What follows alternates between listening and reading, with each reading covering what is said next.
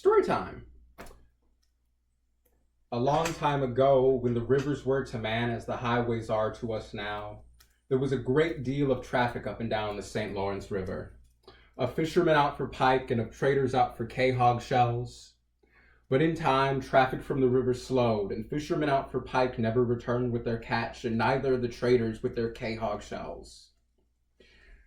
And so the village assembled a council, and they elected one member who would be given the gift of wampum, and he would go down the river to make peace with their enemy. For they knew that no enemy, no matter how bestial, how savage, would attack a diplomat bearing the gift of wampum. But in time, he too failed to return, and at this slight, even the coolest of heads bayed for blood. And so the village assembled the young men, and they sent these young men to the nearby towns, and they assembled a great war party. And for this war party, the village carved great war canoes, as tall as a house, as thick as you are around, from the tallest trees they could find. So thick that no rock could crack them, so heavy that no amount of arrows would ever be able to sink them. And so the men, they piled into their canoes, and they made their way down the river. And in time, they came to the mouth of the river. But the mouth of the river opens as rapids. And even in the best of circumstances, the rapids are a hard and difficult place to navigate. And two great figures had positioned themselves much farther down past the mouth of the rapids at the end of the lake. And there they stand like great big pine trees, tall and dark, big, thick, long wings curled at their back like giant capes made of wool. And in time, the men, they approach these figures in their canoes, and as they approach that first tall black figure, it reaches out with its face. It spears that first warrior through the chest, and it drags him into the river. And at this, the men, they start to panic. Some start loosing their arrows. Some try to grab the man overboard. Others keep rowing, and in this disorder, the canoe capsizes. And it's washed out to the second monster, who does the same. It stabs the men through the chest. It brings them up to the riverbank to be devoured. The other men, they drown in there. And yet one warrior, his leg lies caught beneath his seat in his canoe, and he's washed out into the river.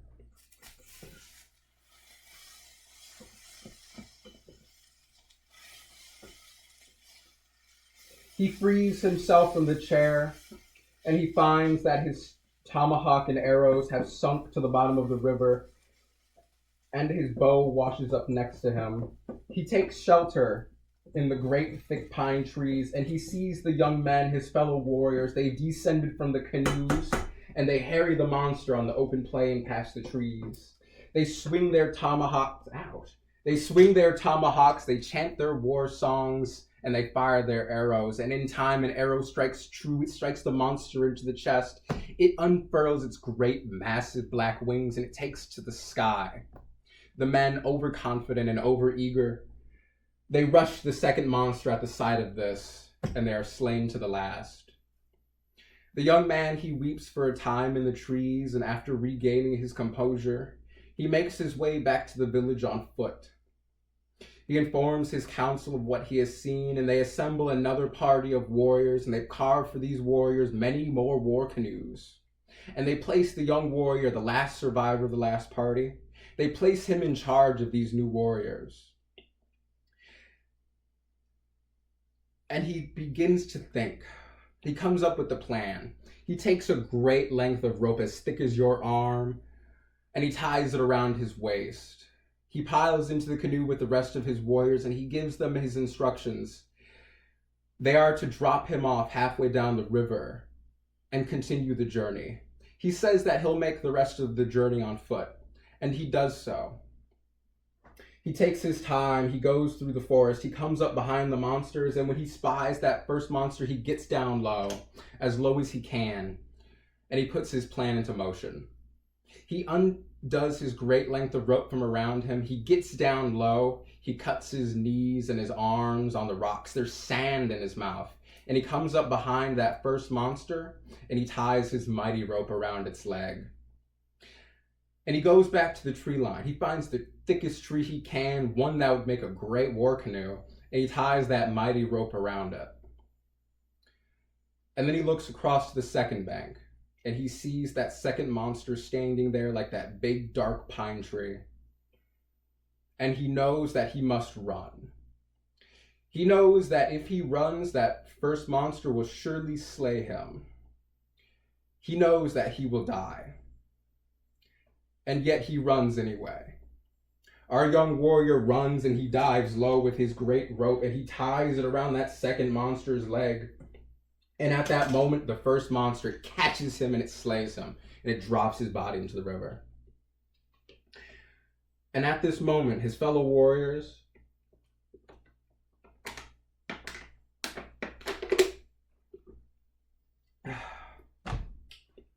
come around the bend and they descend out of their canoes, and like before, they harry the monsters on the plain.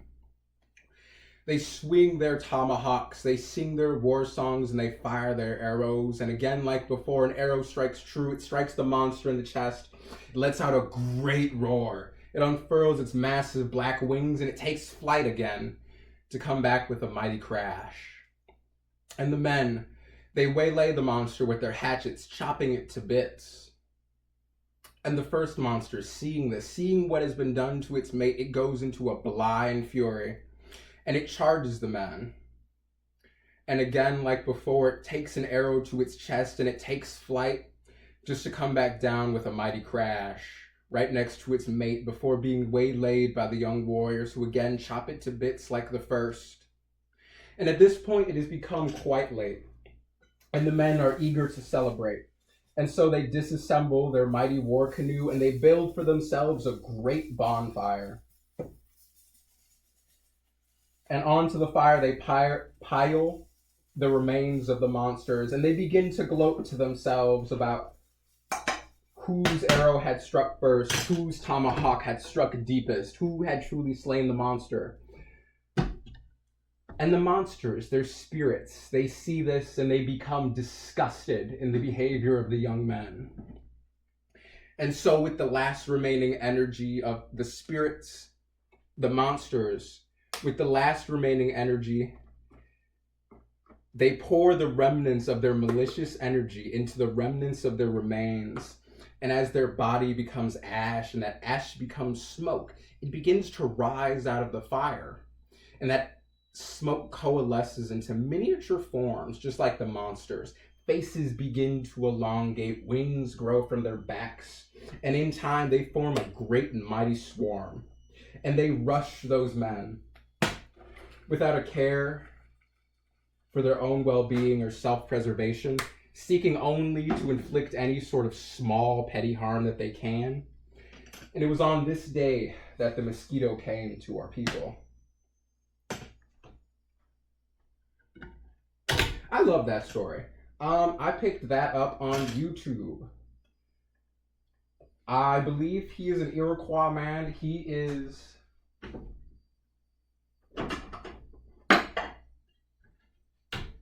Malcolm PL on YouTube, and his misremembered stories are my favorite content of his, and I highly recommend you all go check out the collection of stories. There is How the Mosquito Came to Be, How the Birds Got Their Songs, and The Origin of the Cyclone.